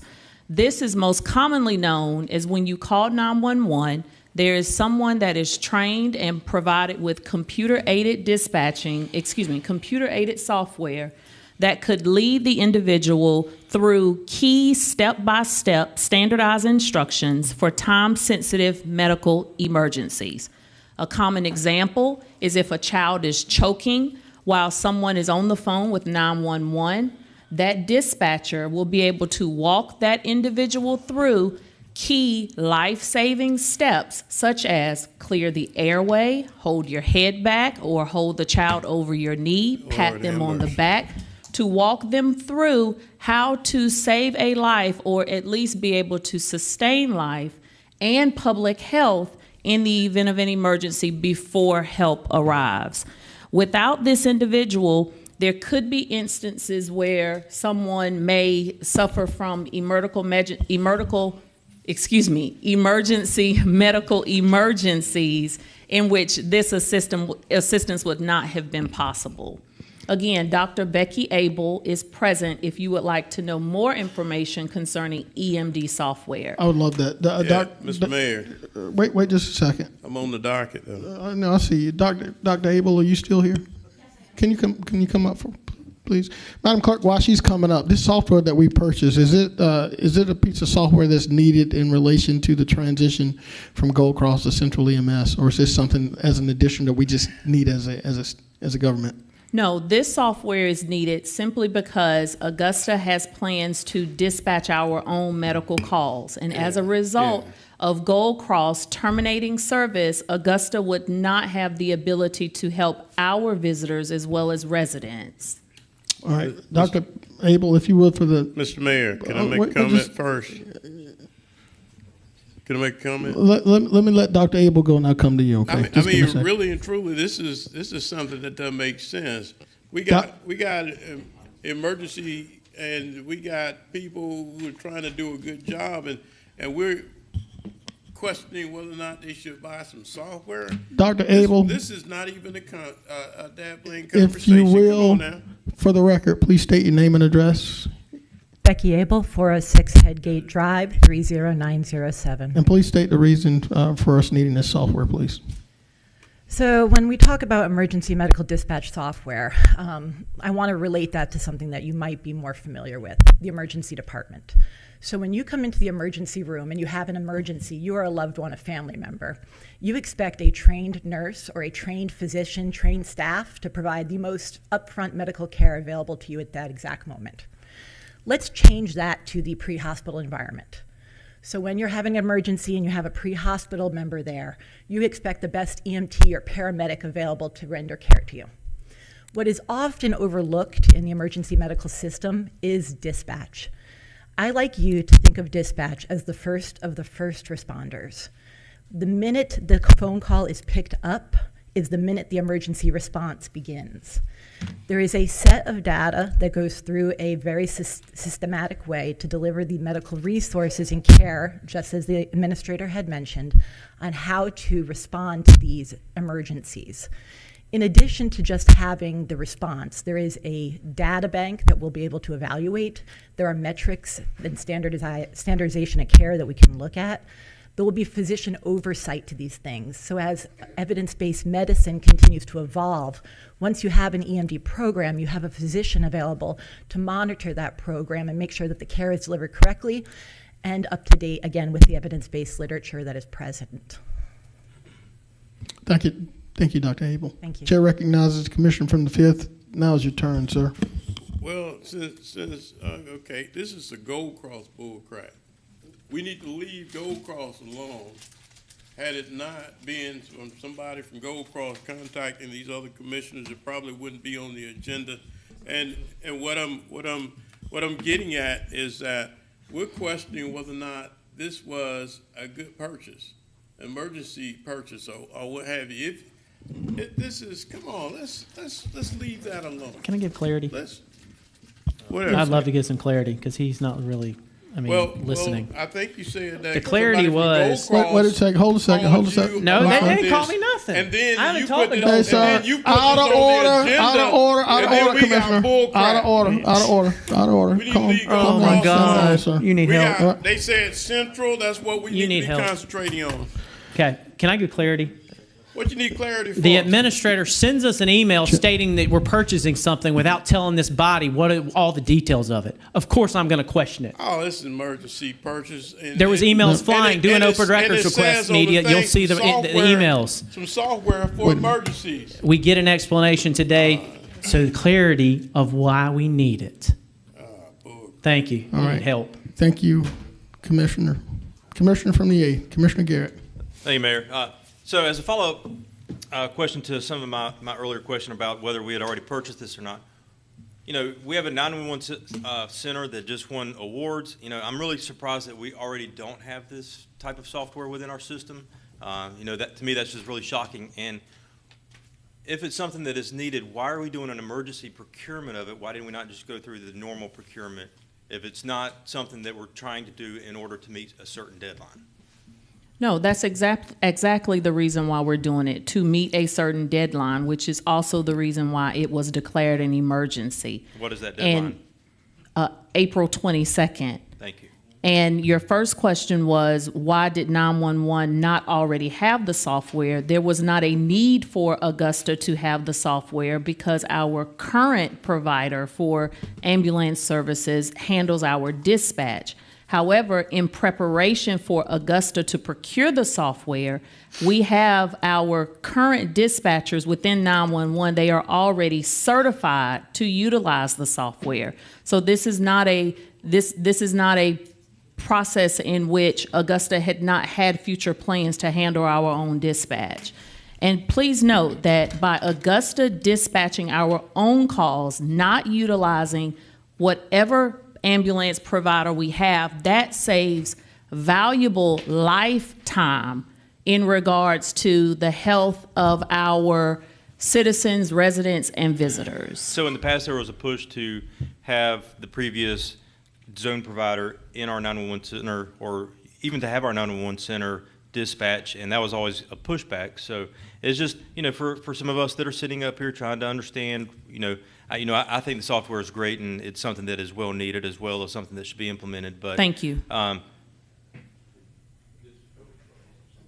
Excuse me? No, I was saying, I didn't even realize my microphone went on, but I was saying thank you. That you agreed that the software was of value. Okay. But anyway, I'm just trying to understand, all these years past of when we've tried to do similar things, there was lots of pushback, but now we're doing it because of the life-saving measures that it could provide, as well as, the benefits of having our 911 dispatch directly, our ambulances and all that. So, that's why there's always this point of contention, as Commissioner Williams was bringing up. And that's one of the reasons why we ask questions, because, when we see emails go out that, by the way, this is what we're doing with no explanation, it's easy to question things. But Dr. Abel, I appreciate the way that you explained it, and hopefully we can go ahead and get this done. And unfortunately, I hate the fact that we're doing this in order to meet a deadline for the new service when we could have provided this for the old service as well. Thank you, Commissioner. Chair recognizes Commissioner from the 10th, Commissioner Guilfoyle. Thank you, Mr. Mayor. This email that had went out the other day on Wednesday, 3/22, the administrator took it upon herself to procure this product, even though this body has the authority to say either yay or nay, which in her email clearly, showed the procure section, but she neglected to leave out the last paragraph in regards to it does come before this commission as well, and we as a body could decide. Now, we're going to be spending $130,000, then we're going to have training, and we don't, never looking back, never looking forward to get a clear understanding if we are going to be doing business with Central, if we can come to agreement. Right now, everybody's in the dark of what it's going to cost us. And so let's say if it does go south as far as for Central, and this other provider that we just gave their notice, it's going to be a waste of money, because if we have to turn back to them, they already have their service provided. What are we going to do as this body when we have a software that's no longer needed? Commission, I would like to say that, if I may. Yes, ma'am. The software is not a waste of money. At the end of the day, Augusta needs to take back its dispatch. We need to have ownership of this. We need to have transparency of this. The numbers, the patients, the data, the quality, the metrics, the response time, the scene time, to at hospital time. So we can look at our morbidity and our mortality of things like STEMI and stroke and trauma, and we can impact those in the community that needs it most. This is not a waste of money. This is an essential item. Right. This is what I would look at is now reactionary, where if it was that important, we should have had it in place prior. And then when we got the notice, we have to have this under emergency procure, which is probably costing us more than doing through the regular procure system. And this is where I have troubles understanding how this government functions properly. Thank you. Thank you, Commissioner. Chair recognizes the Commissioner from the 4th. Thank you, Mr. Mayor. The 911 director, is he still around? Yes, sir. There he is. The certification for this software, did I hear you, or maybe as Dr. Abel say that you had certified operators? That's accurate, yes, sir. When is the last time they've operated as a dispatcher? Well, so there's two different components here of this program. Mm-hmm. So you have the call taking portion where Right. they're taking and processing the calls, Mm-hmm. and there's the dispatch side where it's giving you a priority level for the response of the call. Since I've been here in 6 years, our staff has not utilized medical dispatching. Right. On the system. I'm sorry, didn't want to cut you off. No. Okay. I think you answered my question. So, how many employees would be operating with this system? We would have all of our employees cross-trained to be able How to many do is that? Roughly 50. And how many are currently certified? All of them. All of them. Yes, sir. Okay, and none have done the second part that we're talking about in the 6 years that you've been here, as far as prioritizing. So let me explain this a little further. So as the Mayor Pro Tem had mentioned, we just received this award for the fire accreditation. It's through Priority Dispatch, utilizing the fire protocols that does the exact same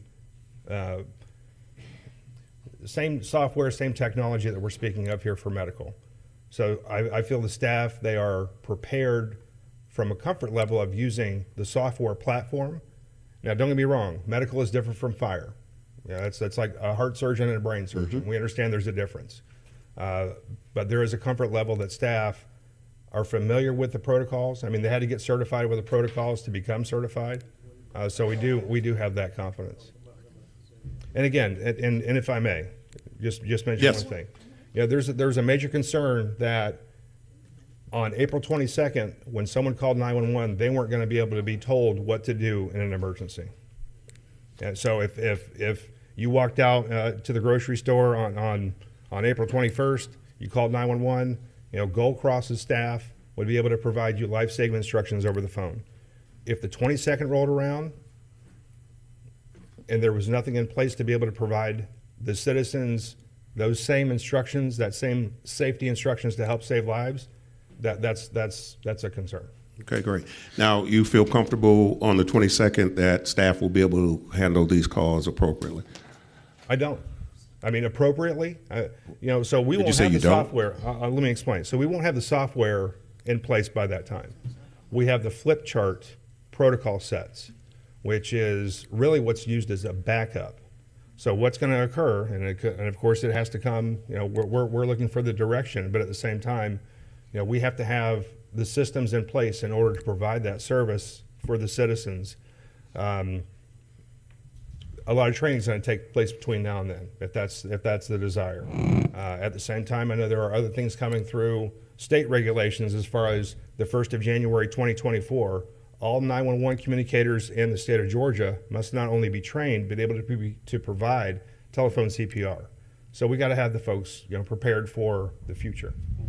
Absolutely, and I agree with that 100%. Now, Dr. Abel, you discussed the fact of it's not a waste of money for this particular software, which I'm in agreement with you as far as that goes.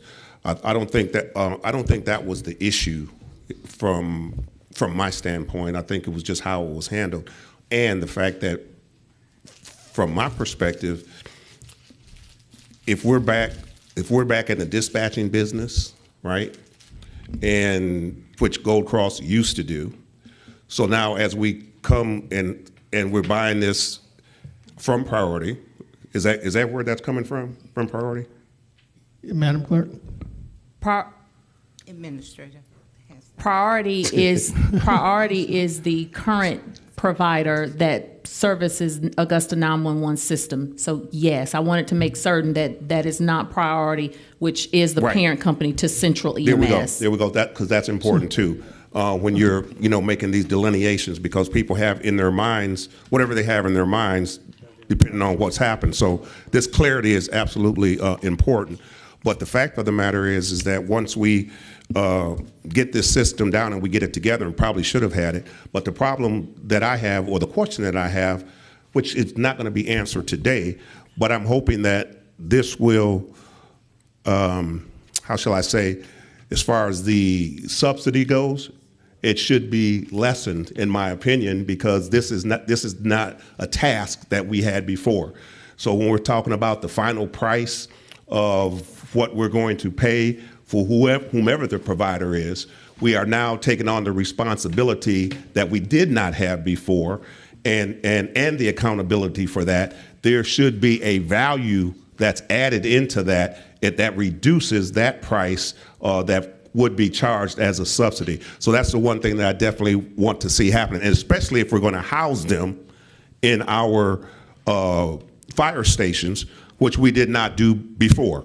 And so when you put all those things together, and now we come up with a subsidy, which we still haven't heard a number, I'm expecting that to be a very reasonable number based on all of the tasks that we have now assumed based on this contract negotiations that are going on. So that's what I want to say. I want to say thank you, Dr. Abel, for your explanations there, and I definitely appreciate that. And I'm hoping that everything works out, because the community is concerned about what's going to happen on April 22nd.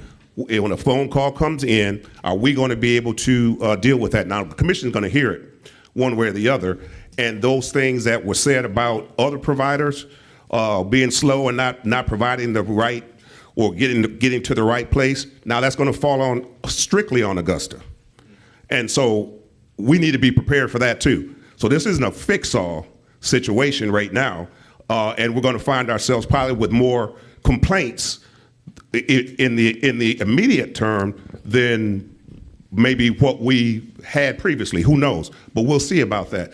I appreciate that, Mr. Mayor. That's all I have. Thank you, Commissioner. From the 4th, Commissioner Johnson. Thank you, Mayor Johnson. I'd like to make a motion to receive this as information. Madam Clerk? Well, wait a second.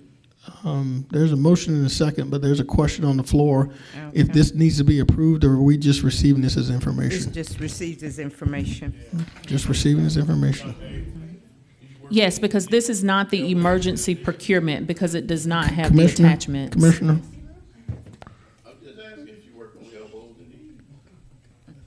Repeat that, please, Madam Administrator. So, Commissioner, the emergency procurement will come back before the body to receive as information, just as all emergencies do, with a copy of the purchase order.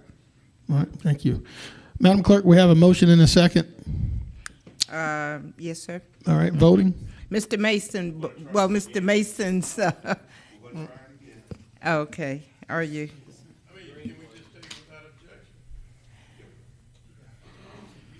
Okay. You're voting. Dr. Abel, thank you so much for being here. Thank you for the opportunity. Okay, she's gone. Madam Clerk, Catherine had to leave for an emergency. Yes, sir. It's unanimous with Ms. McKnight out. Okay. Madam Clerk, we're going to move to 27. Okay. Item number 27 is to discuss Gold Cross EMS termination letter. Thank you, Madam Clerk. Obviously, I put this on the agenda. We've received a letter for April 22nd as Gold Cross's final day of service in Augusta, Richmond County. I just want to make sure that we have a plan in place. As I understand, we just received for information that software obviously is going to be in place. And we want to make sure that from the administrator, how do you feel as a leader that we're prepared for everything we'll need to be prepared for in establishing a contract with our new provider? Mayor Johnson, I am confident that the subcommittee as well as Central EMS will be able to present to this body a contract in which both parties, meaning the subcommittee and Central, agree would be beneficial for Augusta. We have plans to do so as early as the first week after Masters Week to present you with a draft contract in which a subsidy would have been agreed to and negotiated prior to presenting it to the public and to the Augusta Commission. Thank you, Administrator. Chair recognizes Commissioner from the 5th, Commissioner Williams. Yes, sir. My question to you, sir, is you said Gold Cross gave you a termination letter? That is correct. And what date is on it? April 21st. April 21st. And if I may, Mr. Coker, what day is Central supposed to pick up? 22nd. The 22nd of April? Can he come to the mic if you're Yes. allowing that? Yes, we'll allow that. Ms. Corker, you know the process. For the record, please state your name and address. You may address the Commissioner's question. Thank you, Mr. Mayor, ladies and gentlemen of the Commission. We are prepared. I just need you to state your name and Gary Coker. and address. So I'm Georgia. Okay, you want to know? Yeah, what your physical address, where you live, address. Okay. Not the one that you drink at, the one that you live at. This is strictly for the record, sir. Marble Hill, Georgia. Thank you. All right. So, yes, we are prepared. We will be here. We will be in service. I know that this has been pushed up from the May 8th startup that we had originally intended on. So our crews and all of our staff and team have been working hard, and they will be here and be ready to go. We will not let you down. We will not let Augusta go without ambulance service. We will not let it drop, not even for 5 minutes. Okay. So we'll be here. That was my main question. Will there be a drop in services? And you're saying is that termination is the 22nd of April, and you will be there the 23rd. 21st and 22nd. 21st is at 0 at midnight. They're complete. You'll be rocking and rolling. And on the 22nd, we're ready to go on minute 12:01. Hell, I might be your first patient, so we'll see. Mr. Coker, question from the mayor's office. In the event we cannot come to contractual terms, are you still committed? Yes. Listen, the citizens are important. The citizens to have ambulances here are important, and it's important to get them to the hospital. So we're going to do that. But I also, I am confident that we can come to terms and come to an agreement. We're going to be transparent. We're going to show you all the cost. We're going to show you everything that's necessary to do this job. And we're going to lay it out and work with your staff and then work with you at whatever we need to do to make sure that this will work. Thank you, sir. Chair? I have a question. All right, wait a second. I'm going to go through the queue because Well, I know Mr. Frenham had a question. So they're talking. We're basically talking about rates now. So is it something that we need to add on to it and do them both at the same time? Just a question, Mr. Mayor.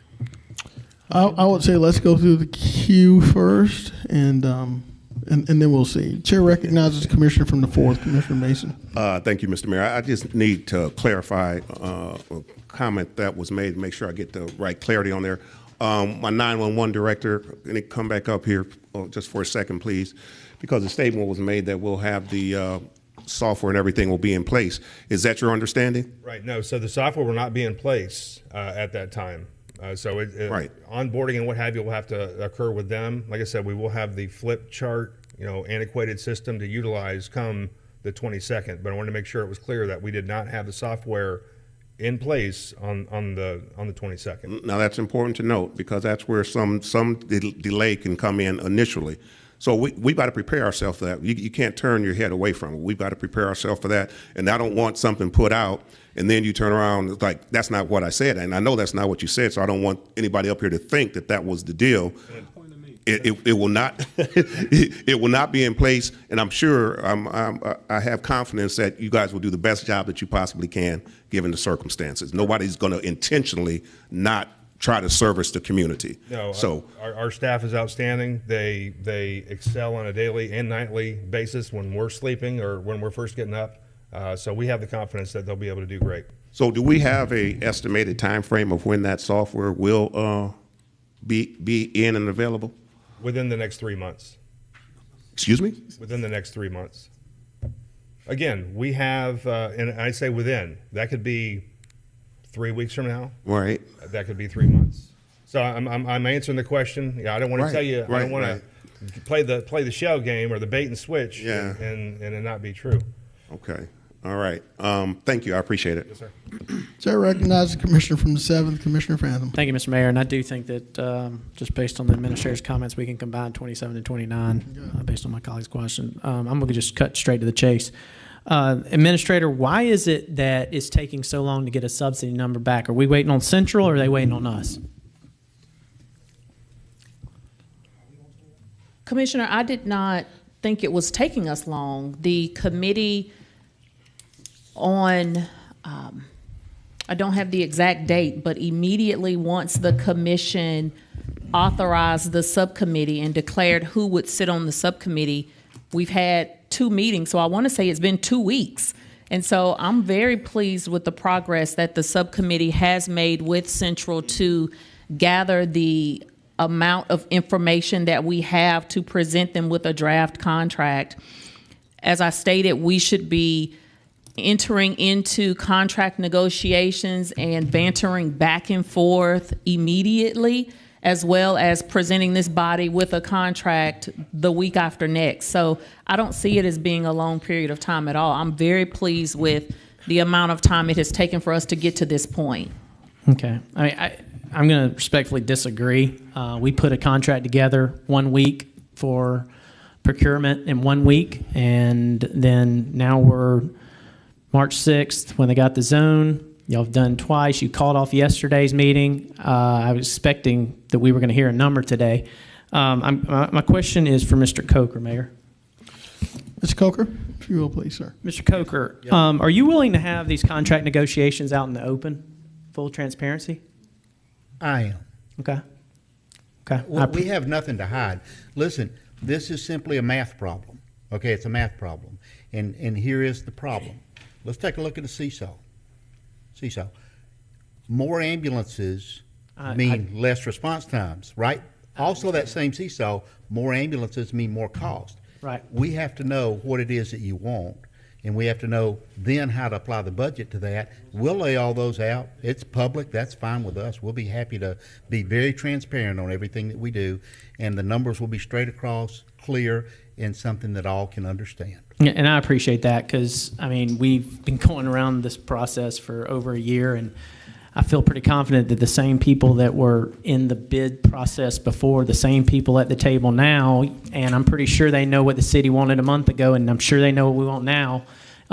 It's just disappointing that we're waiting and waiting and waiting, and we're up against this deadline of April 22nd. I don't think it's in the best interest of this city to not be in a contract by April 22nd. So I don't know. I mean, I don't know who works next week, or end of this week, but I just feel like, we shouldn't be pushed up against a wall like we're being pushed up against, though this government seems to do that. And I'm hoping that we will get a number before, did you say next Tuesday, the Tuesday after Masters? Is that? I did. Okay. Well, I look forward to discussing it in public with the public because that's what needs to happen based on the history of this whole issue. So thank you, Mr. Mayor. Thank you, sir. Madam Administrator. So I have 2 questions or 2 points. Commissioner Phantom just stated that he's looking forward to negotiations occurring in public when the last... And I object Commissioner, to that. Commissioner. I know, but Commissioner. I object to that, but go ahead. When the last commission authorization stated that negotiations would not occur in public. That's the reason why subcommittee meetings were held publicly and negotiations are not held in the public. This was the decision of this body. The second matter I want to bring your attention to is when Mr. Coker came to this body a couple of weeks ago, he stated his intention on hiring a third party to assess Augusta's data. This third party, Washco and Associates, has done that. And as of our meeting last week, the data was not fully completed. This week, they have received a copy of the draft contract. We are working earnestly towards finalizing that. If working next week is necessary, then all parties have already agreed to that. Hence the reason why this body will be able to review a contract the week after Masters. Thank you, Madam Administrator. Chair recognizes the Commissioner from the 10th, Commissioner Guilfoyle. Thank you, Mr. Mayor. This is for Mr. Coker. Mr. Coker, I know your company have nothing bad to say and never did. But I will ask you this, if you're going to be going in contract negotiations with Augusta, Richmond County, as well as the administrator, please have not to exceed, because it's been clear that the company's intent is to charge 10% above, and that they was going to open up the books. That's a unknown variable number for any of us behind this dais, as well as if everybody in front of this dais. So whatever the number is, it's got to be firm. It can't move from that number for us to look at, because you have all your docs, all your information, stats, and all from the state. Is that correct? Yes, Mr. Guilford, you are correct. And you could thank you, and I can answer some of your questions, and if because you've asked several, so if I miss one of them, just call me out and call me again, sir. Good, brother. We can take and calculate now that we have from our consultants the number of ambulance calls. Yes, that came from the state package. However, we also asked for the numbers from your 911 center. The problem that we have now is that those two don't match. So now we have to kind of throw a dart, maybe an educated dart, as to what that call number is going to be, right? Why do those calls not match up? It's because your 911 center does not control all of the calls. They receive the call, and then they take that and pass it on to your current provider. That system will work. It's not one that we're working with now, not one that we work with. If you want us to do that, we'll do that, right? Do I think that's most efficient? No. Why? Because you're going to take another 60 to 90 seconds on average for every call to hand off. In the type of emergencies that we deal with, that 60 to 90 seconds may be the difference in what we need to do. So really, your dispatch center should be dispatching it and be in control of that call and track the ambulance to say, okay, we know it's going to get there. They can't do that now. And so that's why we're going to do it the way that we do it. So that was question one. What is the second question, please? Second one, not to exceed. Not to exceed. In the contract, cost-wise. Cost-wise. And so just for clarification, I have just recently received a contract. That's going to take my legal team and my financial team a certain amount of time to review, right? We certainly can't review it by tonight and then have that done by tomorrow. That's not going to happen. I don't want to lead you wrong.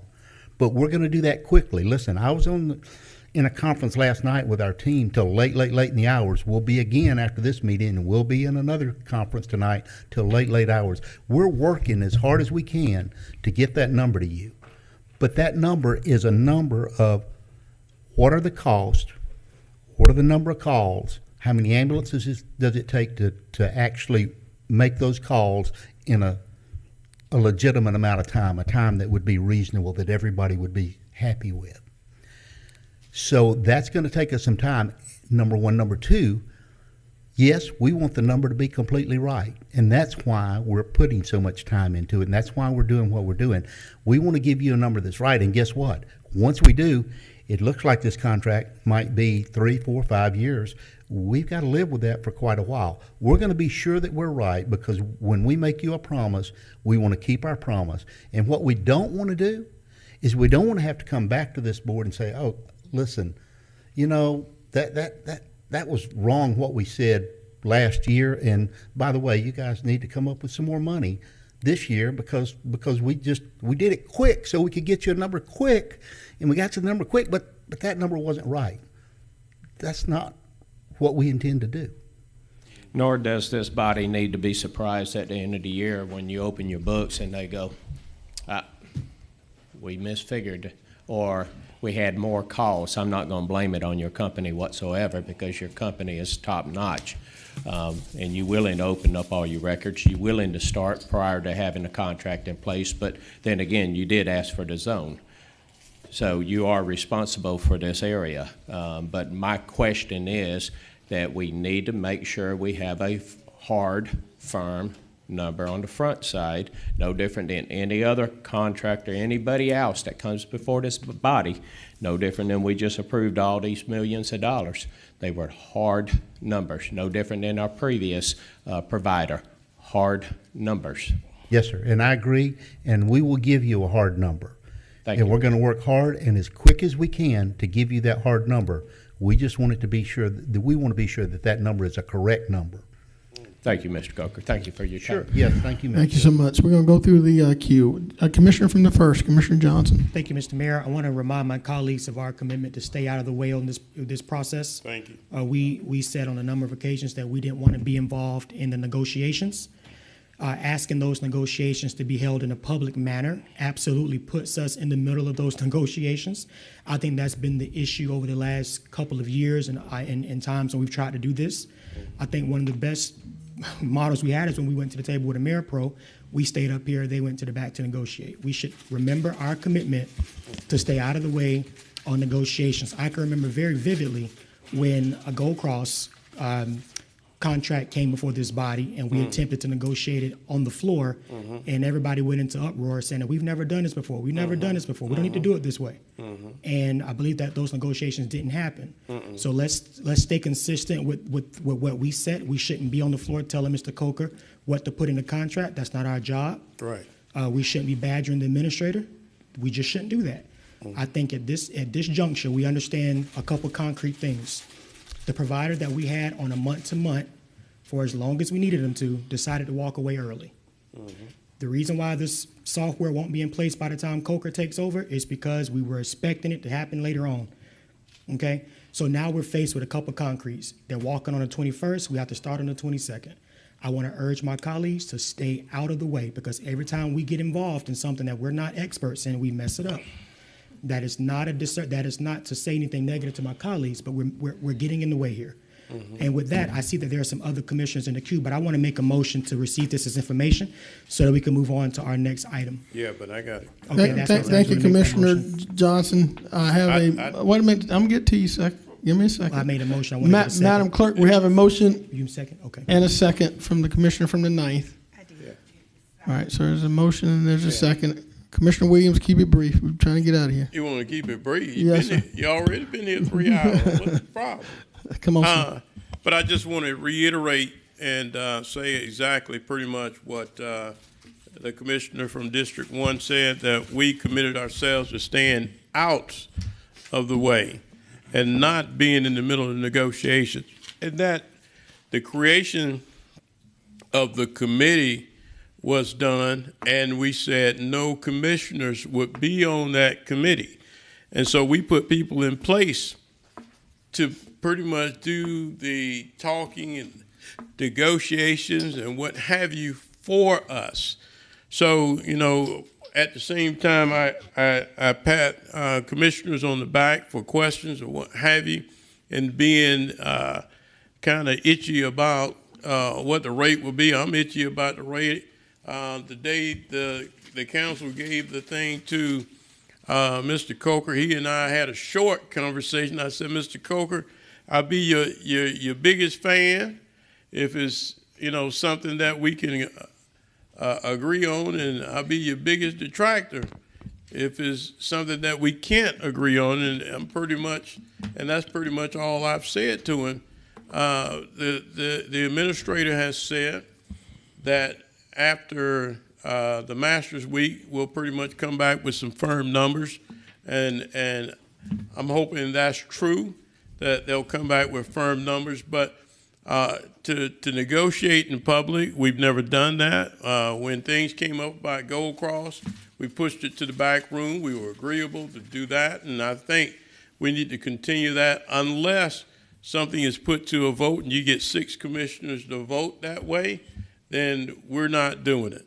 So, Administrator, unless we put it to a vote, continue to do it the way that you're doing it. Thank you. Thank you, Commissioner. Chair recognizes Commissioner from the 8th. Thank you, Mayor. This question is actually for Mr. Coker. That's all right. Yes, sir. Mr. Coker. All right. Just one question here, and it just has to do with when you applied for the zone, you know, you've made a couple of comments about stating whatever comes back in regards to how many ambulances you need on the ground and all that.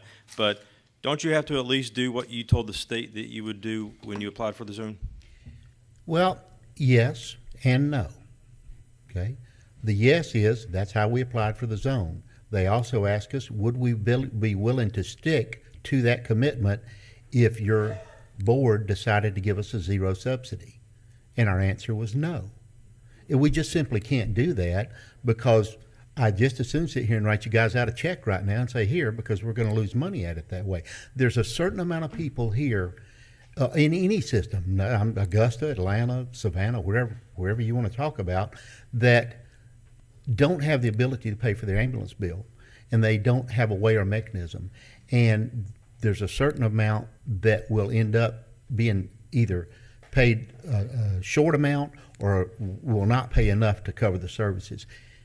We still have to take those people to the hospital. We still have to be prepared. We still have to transport. To provide your system, the costs are there. If the revenue doesn't match up, the subsidy has to cover that difference. That's all we're saying. That's all we're saying. So, will we still run here? As I said earlier, we're not going to leave Augusta without an ambulance service. We're not going to do that. We told the state we'd be here. We'll be committed. Will we have to adjust that number of ambulances if there's a zero subsidy? Well, yes, sir, we will. Because if not, we might be here for 6 months, 8 months, 18 months, but pretty soon we're going to run out of money and we won't be here any longer. So we've got to make that adjustment in whatever way. That's what the subsidy is for. So, Mr. Coker, help me understand. I got a question. Sure. You committed to the EMS Council that you would provide 8 ambulances. So without a subsidy, are you required to at least provide us the minimum based on what you submitted to the state? My minimum to the state, we said, with the data that we had, the data we provided from the state, we looked at that and said, all right, we studied and we met. We said it needs 8 ambulances in the 24-hour basis. We need 6 in peak times. Okay?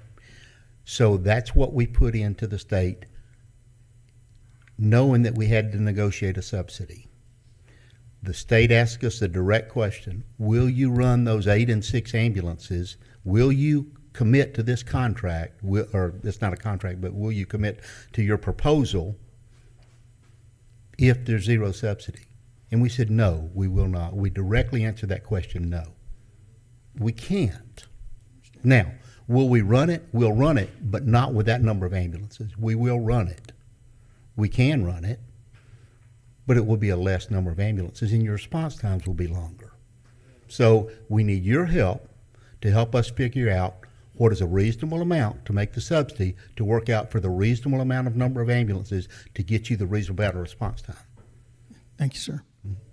Seeing no other colleagues in the queue, Madam Clerk, we have a motion and a second to receive his information. Let's vote.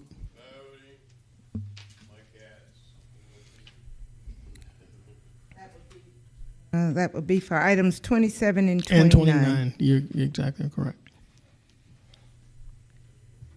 Mr. Frandom is out. Ms. McKnight's out. So you can, okay. That motion carries with Mr. Frandom and Ms. McKnight out. Thank you, Mr. Coker, for being here. Madam Clerk, let's go back to the rest of the agenda. Okay. Should be close. Is that it? That would take, no, we have item 28. Receive the 2022 Information Technology Annual Report as information.